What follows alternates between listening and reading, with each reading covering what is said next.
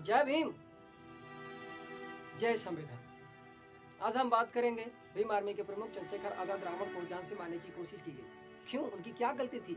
क्या उनकी गलती ये थी कि वे एक बहुजन समाज से पैदा होते हुए पूरे देश के हकों की बात करते हैं, पूरे देश के हित में बात करते हैं, इसलिए उन पर जानलेवा हमला किया गया?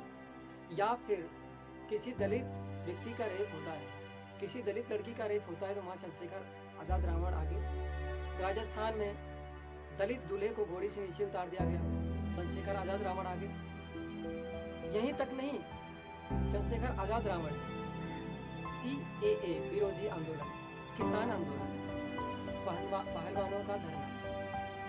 मेरे दोस्तों, जहां भी जिसके साथ अन्याय हुआ, जैसा भी अन्याय हुआ, चंद्रशेखर आजाद रावण वहां पर डटकर मुकाबला किया। लोगों को उनका अधिकार दिलाने के लिए चंद्रशेखर आजाद रावण काफी हद तक गुजरे। मैंने अपने 23 इयर्स के एज में चंद्रशेखर आजाद रावण से ज्यादा प्रताड़ित दूसरा नेता नहीं देखा। उन्होंने हक और अधिकार की लड़ाई के लिए काफी हद तक गुजरे हैं। क्या क्या नहीं झेला है उन्होंने। कभी बड़े जातियों के गुंडों ने पिटाई कर दी, कभी बड़े जातियों के गुंडों ने पिटाई कर दी तो कभी पुलिस वालों की लाठियों ने घायल कर दी, कि कभी बड़े जातियों के गुंडों ने पिटाई कर दी, कभी पुलिसों की लाठियों ने उन्हें घायल कर दी, कभी जेल भेजा गया और कभी पत्थर बरसाए गए, फिर भी वो बंदा नहीं रुका। फिर उन्हें जान से मारने की कोशिश की गई। भीम आर्मी के प्रमुख चंद्रशेखर आजाद रावण को गोली मारी गई, उन पर 4 फायरिंगें हुई। एक गोली उनके कमर में लगती भी निकली, लेकिन फिर भी वो बंदा हिम्मत नहीं हारी। चंद्रशेखर आजाद रावण जहां भी किसी के साथ अन्याय हुआ, वहां पर वो डटकर सीना चौड़ा कर खड़ा हुए हैं। आज उसी सीने में गोली मारी जा रही है।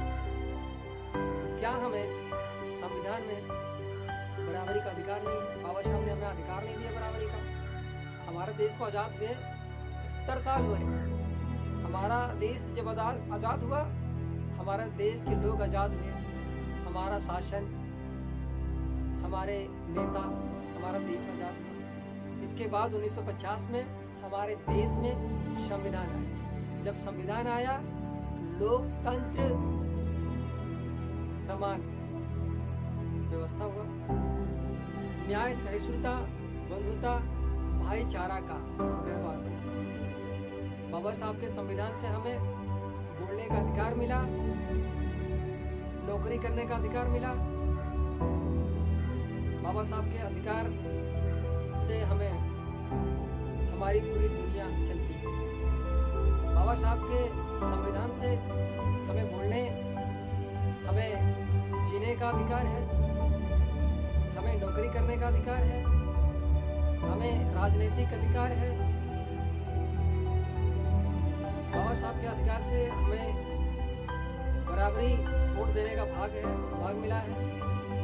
तो हम सभी लोगों ने मिलकर के बाबा साहब के विचारों पर चलना है। और मैं बताऊंगा आप सभी लोगों को कि भीम आर्मी के प्रमुख चंद्रशेखर आजाद रावण हर किसी के साथ खड़े हैं। उन्होंने देश का भविष्य देखा है। और मैं आप सभी लोगों को बता दूं कि चंद्रशेखर आजाद रावण से कुछ लोग इसलिए भी जलते हैं क्योंकि चंद्रशेखर आजाद रावण बदला नहीं, वो बदलाव लाना चाहते हैं। मैंने कुछ लोग, ये देखिए, मैं बताना चाहता हूँ आप सभी लोगों को, देश को आजाद हुए 75 साल हुए, लेकिन कोई बहुसंख्यक प्रधानमंत्री बना नहीं। 17 आम चुनाव हुए। कितने? 17 आम चुनाव हुए, लेकिन कोई दलित समाज का युवा सत्ता के शीर्ष पर नजर आया है? मजाल है कि कोई आया है? क्या आपको यहाँ पर राजनीतिक अधिकार है? नहीं है। कुछ ये जगजीवन के मुख से रोटी खींच ली गई। भला तुम्हें राजनीतिक अधिकार? कुछ लोग कहते हैं कि जिनके पूर्वजों ने हमारे जूठे पत्तल चाट करके जीवन निर्वाह हैं, आज उनकी औलादे हमारे सामने राजनीति करेंगे। सोचिए। तो मेरे दोस्तों, हम आपको बताएंगे कि ये जो राजनीति है ना, राजनीति उनकी रखेल है। ये राजनीति बहुजन समाज का रखेल है, जिन्होंने अपनी जमीन बचाने के लिए अपनी जमीन बेच दी है। तो आज जब हमारे बहुजन समाज के नेता चंद्रशेखर आजाद रावण उभरते हुए भारत के हकूक की बात करते हैं, तो कुछ लोगों को जलन होती है।